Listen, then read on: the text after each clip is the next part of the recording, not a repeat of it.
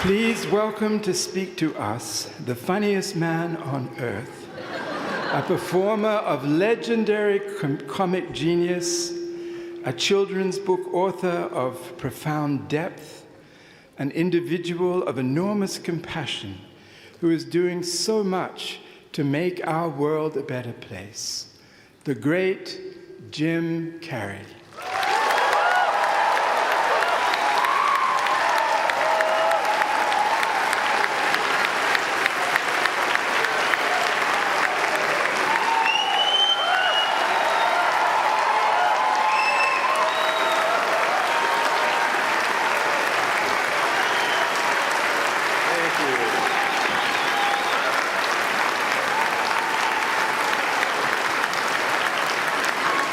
What are you sitting down for? I was going to milk that for a while. You guys can stretch that out in post, right? You can make that longer in the edit. Thank you, Bevan. Thank you all. Jai Guru Dev.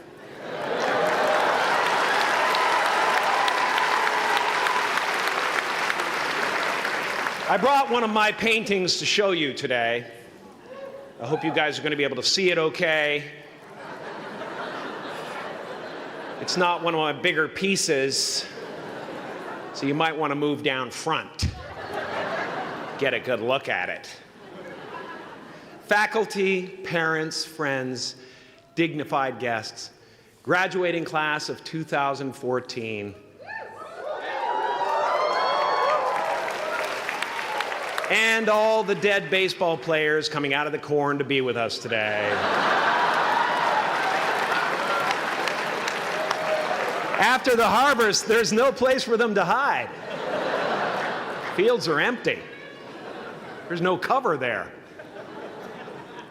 I'm here to plant a seed today, a seed that will inspire you to move forward in life with enthusiastic hearts and a clear sense of wholeness.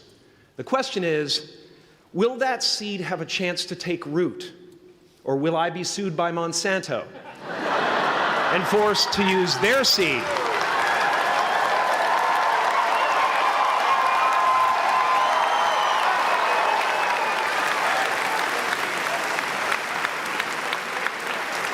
Which may not be totally Ayurvedic. Excuse me if I seem a little bit low energy today, whatever this is. I slept with my head to the north last night. Oh man! Oh man! You know how that is, right, kids? Yeah. Woke up right in the middle of Pitta, couldn't get back to sleep till Vata rolled around. Crazy.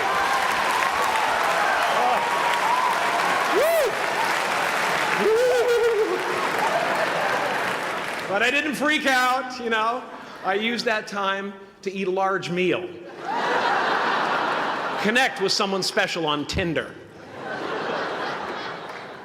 Because life doesn't happen to you, it happens for you. How do I know this? I don't, but I'm making sound, and that's the important thing. That's what I'm here to do. Sometimes I think that's the only thing that's important, really, you know? It's just letting each other know we're here. You know? Reminding each other that we're part of a larger self. I used to think Jim Carrey is all that I was. Just a flickering light, a dancing shadow, the great nothing masquerading as something you can name. Seeking shelter in caves and foxholes dug out hastily, an archer searching for his target in the mirror, wounded only by my own arrows, begging to be enslaved, pleading for my chains, blinded by longing and tripping over paradise.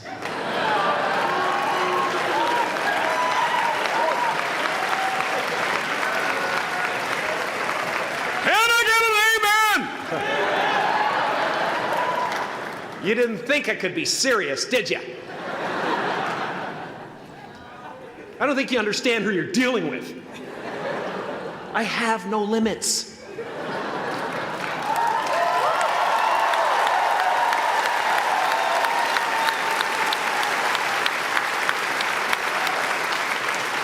I cannot be contained because I'm the container.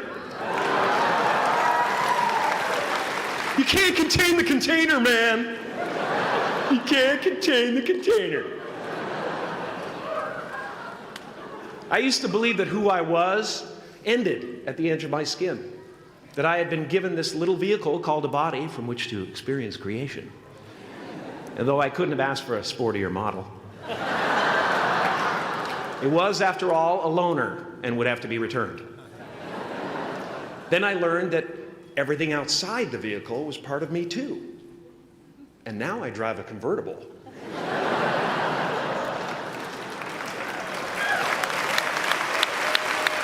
Yeah, man. Top down, wind of my hair. Woo!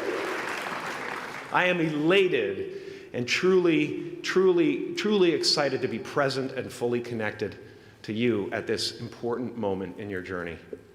I hope you're ready to open the roof and take it all in.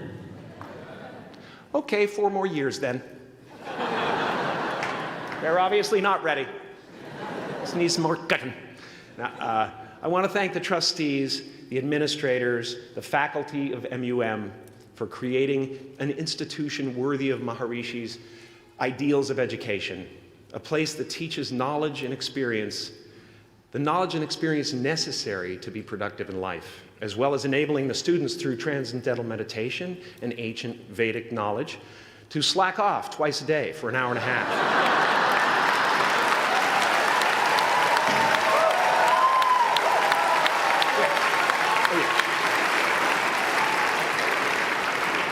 Don't think you're fooling me. But I guess it has some benefits.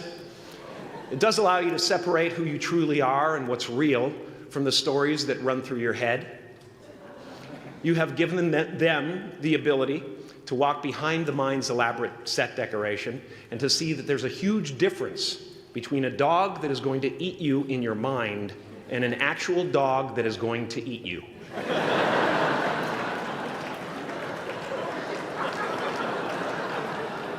That may sound like no big deal, but many never learn that distinction. And they spend a great deal of their lives living in fight or flight response. I'd like to acknowledge all of you wonderful parents. Way to go. What a fantastic job you've done. For your tireless dedication, your love, your support, most of all, for the attention that you paid to your children.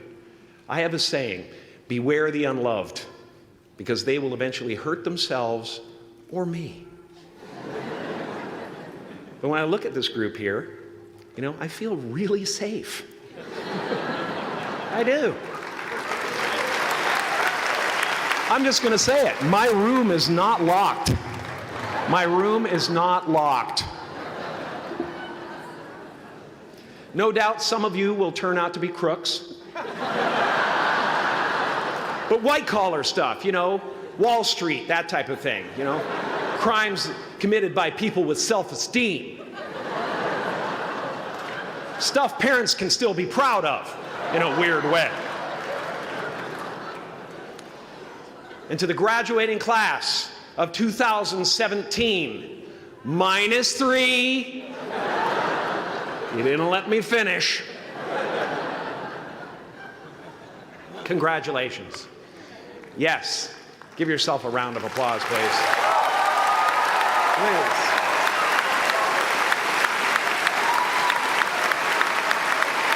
Yeah.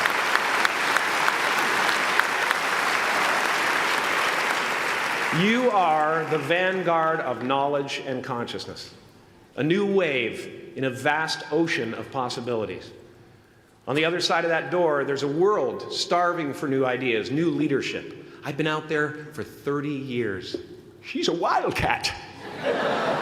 Oh, she'll rub up against your leg and purr until you pick her up and start petting her, and then out of nowhere, she'll swat you in the face. It can be rough out there, but that's okay, because there's soft serve ice cream with sprinkles. I guess that's what I'm really trying to say here today. Sometimes it's okay to eat your feelings. Now, fear is going to be a player in your life, but you get to decide how much. You can spend your whole life imagining ghosts, worrying about the pathway to the future, but all there will ever be is what's happening here, and the decisions we make in this moment, which are based in either love or fear. So many of us choose our path out of fear disguised as practicality. What we really want seems impossibly out of reach and ridiculous to expect, so we never dare to ask the universe for it. I'm saying I'm the proof that you can ask the universe for it. Please.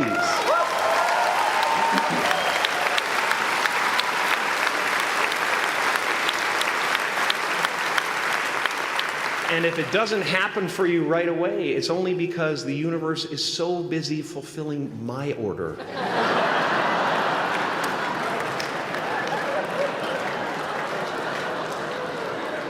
Party size! My father could have been a great comedian, but he didn't believe that that was possible for him. And so he made a conservative choice. Instead, he got a safe job as an accountant. And when I was 12 years old, he was let go from that safe job. And our family had to do whatever we could to survive. I learned many great lessons from my father, not the least of which was that you can fail at what you don't want. So you might as well take a chance on doing what you love.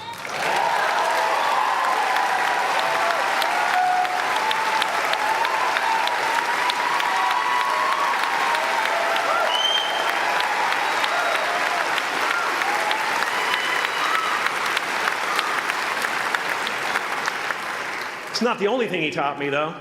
You know, I watched the effect of my father's love and humor and how it altered the world around me.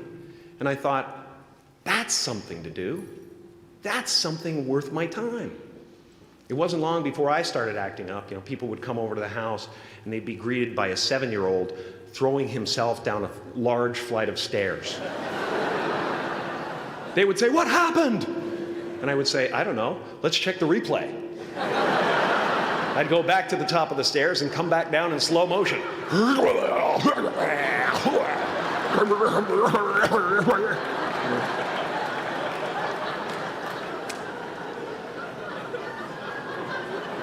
It was a very strange household.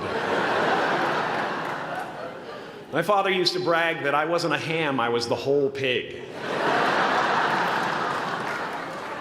And he treated my talent as if it was his second chance.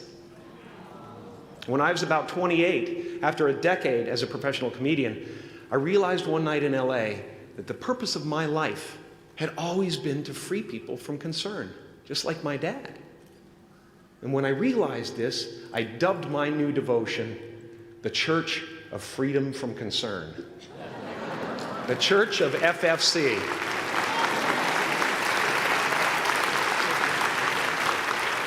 And I dedicated myself to that ministry. What's yours? How will you serve the world? What do they need that your talent can provide? That's all you have to figure out. As someone who's done what you're about to go and do, I can tell you from experience, the effect you have on others is the most valuable currency there is.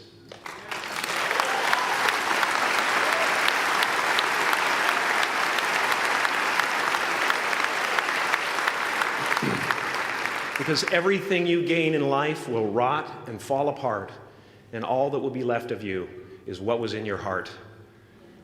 My choosing to free people, from concern got me to the top of a mountain. Look where I am. Look what I get to do. Everywhere I go. I'm going to get emotional because when I tap into this, it really is extraordinary to me. I did something that made people present their best selves to me wherever I go.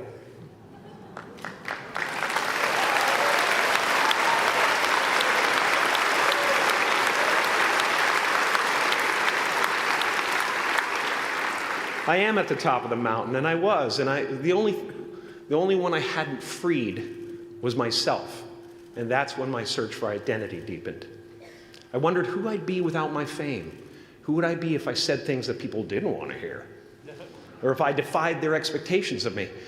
What if I showed up to the party without my Mardi Gras mask and refused to flash my breasts for a handful of beads?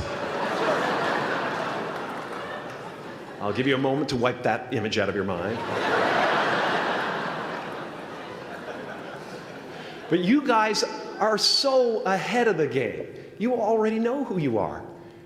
And that peace that we're after lies somewhere beyond personality, beyond the perception of others, beyond invention and disguise, even beyond effort itself. You can join the game, fight the wars, play with form all you want, but to find real peace, you have to let the armor go. Your need for acceptance can make you invisible in this world. Don't let anything stand in the way of the light that shines through this form. Risk being seen in all of your glory.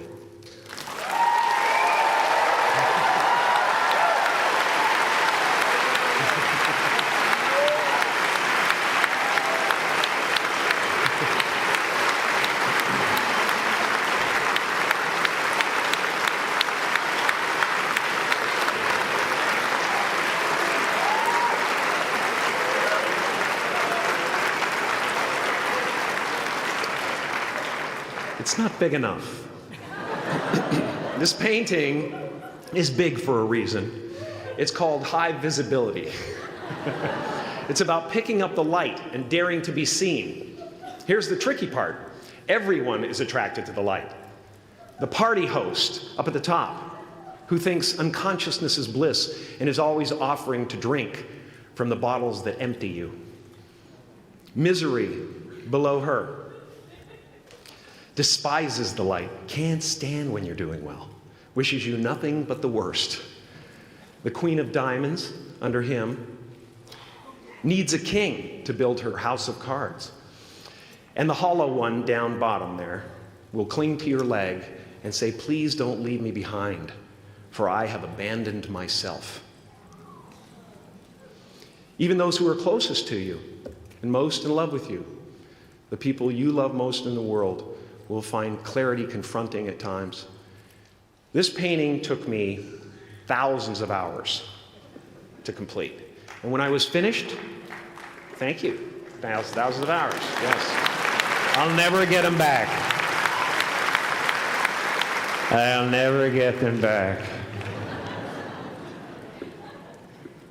I worked on this for so long. I was weeks and weeks like a madman alone on a scaffolding.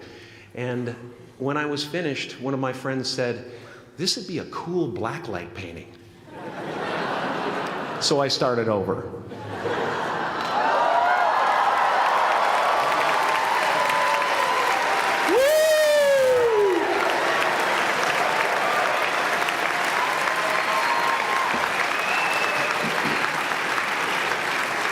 Welcome to Burning Man. Some pretty crazy characters up there, but better up there than in here. You know, painting is one of the ways, thank you. Painting is one of the ways I free myself from concern, a way to stop the world through total mental, spiritual, and physical involvement. But even with that comes a feeling of divine dissatisfaction, because ultimately, we're not the avatars we create. We're not the pictures on the film stock. We are the light that shines through. All else is just smoke and mirrors, distracting, but not truly compelling. I've often said that I wished people could realize all their dreams and wealth and fame, and so that they could see that it's not where you're going to find your sense of completion. Like many of you, I was concerned about going out into the world and doing something bigger than myself, until someone smarter than myself made me realize that there is nothing bigger than myself.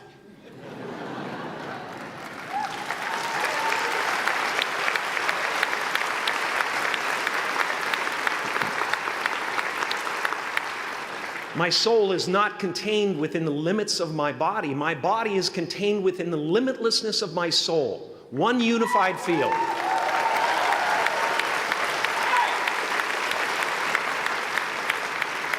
One unified field of nothing, dancing for no particular reason, except maybe to comfort and entertain itself.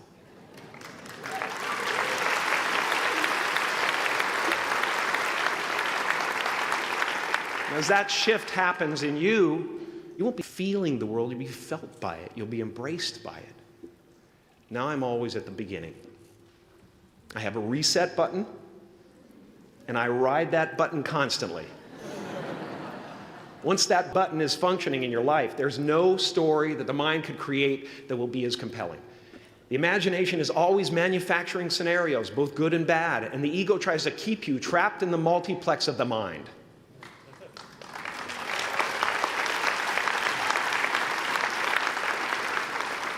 Our eyes are not viewers, they're also projectors that are running a second story over the picture that we see in front of us all the time. Fear is writing that script, and the working title is, I'll Never Be Enough.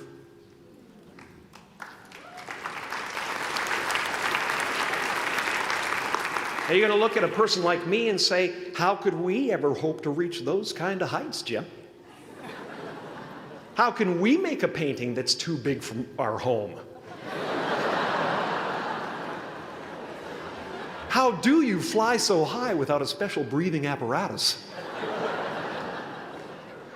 This is the voice of the ego.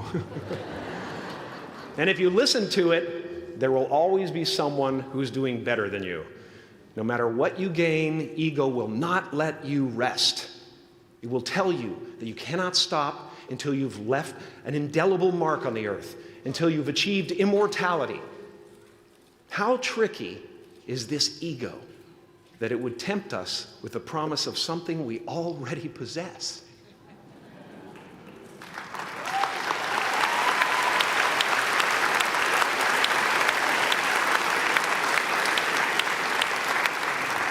So, I just want you to relax. You know, that's my job. Relax and dream up a good life. I had a substitute teacher from Ireland in the 2nd grade that told my class during morning prayer that when she wants something, anything at all, she prays for it and promises something in return, and she always gets what she wants.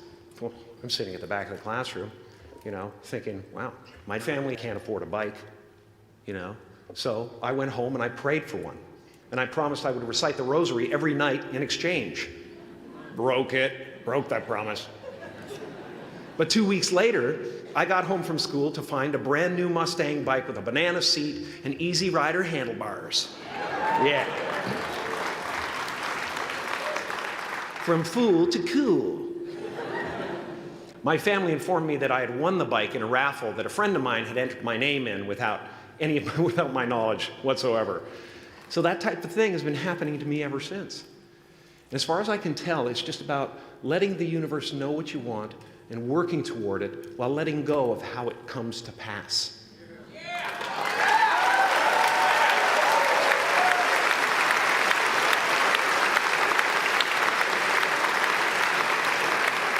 Your job is not to figure out how it's going to happen for you, but to open the door in your head. And when the door opens in real life, just walk through it.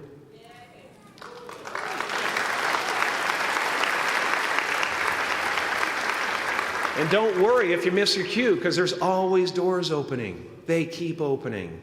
And when I say life doesn't happen to you, it happens for you, I really don't know if that's true.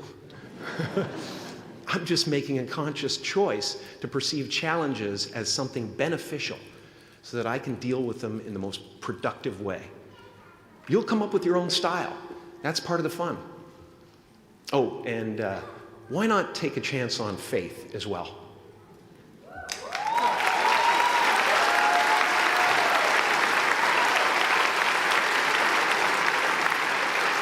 Take a chance on faith. Not religion, but faith. Not hope, but faith. I don't believe in hope.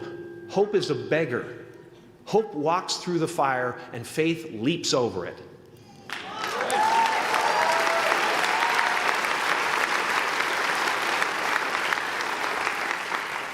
You are ready and able to do beautiful things in this world. And after you walk through those doors today, You will only ever have two choices, love or fear. Choose love, and don't ever let fear turn you against your playful heart. Thank you so much. Thank you, Odell. I'm so honored. Thank you.